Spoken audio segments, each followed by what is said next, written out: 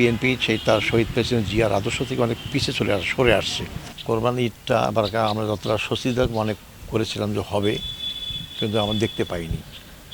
একদিকে যেমন যানজটে নাকাল যারা ঢাকা থেকে তাদের নিজস্ব গ্রামে সন্তান স্ত্রী সবাইকে নিয়ে আসার জন্য তারা চেষ্টা করেছে, কিন্তু মাইলকে মাইল দেখছি আমরা, কিলোমিটার কিলোমিটার যানজট। সেখানে শৃঙ্খলা যেভাবে রক্ষা করার দরকার ছিল করা হয়নি, অথচ এটা নজর দিলে করতে পারত। দ্বিতীয়ত, অভিযোগ পাওয়া গিয়েছে যে রাস্তাঘাটে বিশেষ করে কোরবানি ঈদে যে পশু আনা হয় ট্রাক থামিয়ে তাদেরকে চাঁদাবাজি করা হয়েছে। এটাও কিন্তু একটা কৃত্রিম রাস্তার যানজটের সংকট দেখা দিয়েছে। এটা সরকার ইচ্ছে করলে বন্ধ করতে পারত। এরপর তো সামগ্রিকভাবে চাঁদাবাজি যেটা হয়েছে, যেটা ব্যবসায়ীদের অতিষ্ঠ করে তুলেছে, এর কারণে কিন্তু জিনিসপত্রের দামও বেড়ে গেছে।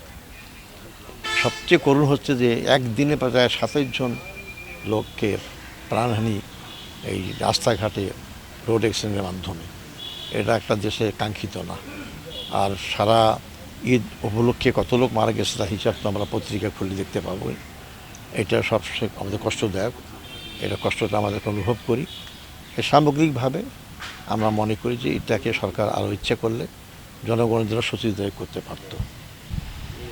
তারা তো তাদের কাজটা করবে, কিন্তু আমাদের দুঃখটা কি, আমাদের স্বাধীন পররাষ্ট্রনীতি এখনও হয়নি। আমরা তার কোনো প্রতিবাদ করতে পারছি না। আমরা যদি শক্ত হয়ে মাথা তুলে দাঁড়াতে পারতাম, প্রতিবাদ করতাম, তাহলে একটা দেশ যতই শক্তিশালী যতই বড় হোক না কেন, তার পাশের দেশকে এতটা খারাপ কাজ করতে পারতো না। কিন্তু আমরা তার প্রতিবাদ করতে পারি না। এখানে কেন পারি না, এটা আমি মনে করি যে আমাদের স্বাধীন পররাষ্ট্রনীতি নাই, এবং আমাদের জনগণকে রক্ষা করার জন্য, দেশের সীমান্ত রক্ষা করার জন্য যেভাবে শক্তিশালী ভূমিকা পালন করার দরকার সেটা আমি দেখতে পাচ্ছি না। বরং আমি মনে করি যে আজকে দল ক্ষমতায় আছে, তাদের প্রতিষ্ঠাতা শহীদ প্রেসিডেন্ট জিয়াউর রহমান সাহেব যেভাবে তিনি দেশটাকে পরিচালনা করেছিলেন, তার সময় কিন্তু ভারতের কোনো শক্তি বাংলাদেশে কোনো নাগরিককে হত্যা করা, কাঁটাতারে বেড়া সৃষ্টি করা কোনো ক্রমেই করতে সাহস পায়নি। তাহলে বোঝা যায় বিএনপি সেই তার শহীদ প্রেসিডেন্ট জিয়ার আদর্শ থেকে অনেক পিছিয়ে সরে আসছে। সেই নীতি যদি গ্রহণ করা হতো এই কাজটা করতে পারতো না। দ্বিতীয়ত, ভারত আধিপত্যবাদী শক্তি একটা, তারা সম্প্রসারণবাদী। তারা পাশের দেশগুলো কোন দেশটার সঙ্গে তার সম্পর্ক ভালো, কারোর সাথে সম্পর্ক ভালো নাই, এইটা তাদের জন্য ক্ষতিকর হচ্ছে। তৃতীয়ত বলবো, শুধু পুশিন করতেছে তা না, তারা আজকে মুসলমানদের প্রতি অত্যাচার করছে, ধর্মীয়ভাবে তাদেরকে নিপুণ করার চেষ্টা করা হচ্ছে। তারা দাবি করে দেশে দুনিয়ার বৃহত্তম গণতান্ত্রিক দেশ, ধর্মনিরপেক্ষ দেশ, অথচ ধর্মনিরপেক্ষতার সংখ্যা অনুযায়ী তারা যার ধর্ম সে পালন করবে স্বাধীনভাবে। কিন্তু এই কথাটা তাদের শুধু বলি একটা, কিন্তু মুসলমানদের ক্ষেত্রে তার সম্পূর্ণ বিপরীত। বিশেষ করে পশ্চিমবঙ্গে বিজেপি সরকার গঠন করার পর থেকেই সবচেয়ে বেশি জুলুমের শিকার মুসলমানরা হচ্ছে। এই কোরবানি যে হয়ে গেল, সেই কোরবানি করার জন্য পশু কোরবানি তাদের যে বিধি নিষেধ দেওয়া হয়েছে, প্রকান্তরে তাদেরকে নিরুৎসাহিত করা হয়েছে পশু কোরবানি না করার জন্য। এটা নিন্দনীয়, আমরা তার তীব্র প্রতিবাদ করি। এবং সেখান থেকে ভারতীয় সরকারকে, যদি বাংলাদেশের সঙ্গে বন্ধুত্বপূর্ণ সম্পর্ক রাখতে চায়, প্রতিবেশী সুলভ সম্পর্ক রাখতে চায়, তাহলে এই সমস্ত কাজ থেকে তাদেরকে পরিহার করতে হবে, নাহলে কিন্তু সম্পর্ক স্বাভাবিক হবে না। আমি তো বুঝি না, কেউ কেউ করে মার কার সম্পর্ক, আর কেউ কুসুম সম্পর্ক, কোনটা যে সে তো বলা মুশকিল। আমরা তো এই গণভোটে রায়ের ব্যাপারে তো আমরাই সবচেয়ে সোচ্চার। তার সবচেয়ে বড় প্রমাণ, সংসদ সদস্য নির্বাচন হওয়ার পর যে শপথ দুটো নেওয়া হলো, একটা হচ্ছে সংসদ সদস্য শপথ নেওয়ার জন্য, আর সংবিধান সংস্কার পরিষদের সদস্য হিসাবে শপথ নেওয়ার জন্য। আমরা জামাত ইসলামী বা 11 দল মিলে যে 77 জন আমরা জাতীয় সংসদ সদস্য ছিলাম, আমরা প্রতিদিন সেই শপথটা নিয়েছি।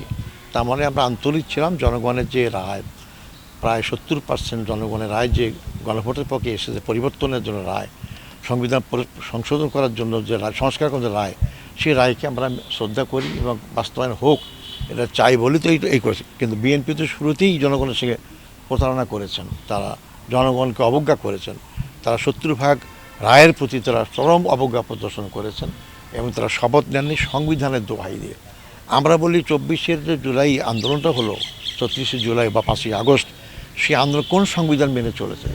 আন্দোলন, বিপ্লব, এটা তো কোনো সংবিধান অনুযায়ী চলে না। সংবিধান হলে তো একটা 29 সালে বা 30 সালে জাতীয় নির্বাচন হতো। বিএনপিকে সেই পর্যন্ত নির্বাচন অপেক্ষা করার জন্য কি তারা আন্দোলন করে নাই? কারণ তারা নিজেরাই নিজেদের কথায় দ্বিচারিতার ভূমিকা পালন করছে। আমরা মনে করি জাতীয় সংসদ আগামী 7ই জুন বসছে, তারা এই জিনিসটা সংসদেই তারা সেটেল করবে, এবং না হলে কিন্তু জনগণ কিন্তু এই এতদিনকার 14-16 বছরের আন্দোলনের পর এত রক্তক্ষয়, এত জীবনদান, এটা জনগণ বৃথা যেতে দেবে না। এবং জামাত ইসলামী বারবার বলে আসছে, আমরা জনস্বার্থে, দেশের স্বার্থে বিএনপি যদি ভালো কাজ করে আমরা তার সমর্থন দেব, কিন্তু দেশ, জাতি এবং জনগণের বিরুদ্ধে যদি অবস্থান গ্রহণ করে জামাত ইসলামী সংসদে এবং সংসদের বাইরে জনগণকে সাথে নিয়ে আন্দোলন করে আমরা জনগণের দাবি প্রতিষ্ঠা করার জন্য সর্বাত্মক চেষ্টা করব।